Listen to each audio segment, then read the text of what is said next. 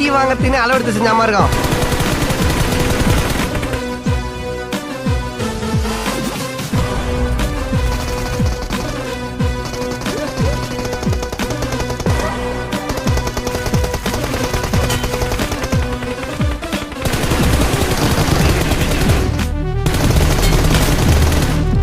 அருமையான அடி நண்பர்களே, அருமையான அடி. பாத்தீங்கன்னா 1v4 ஆகுது.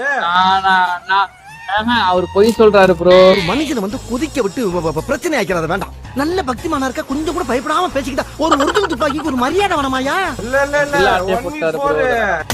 இது கல்லாட்டம். கல்லாட்டமோ நொல்லாட்டமோ அடித்தது எனக்கு தான் கில்லு வந்தது. அதனால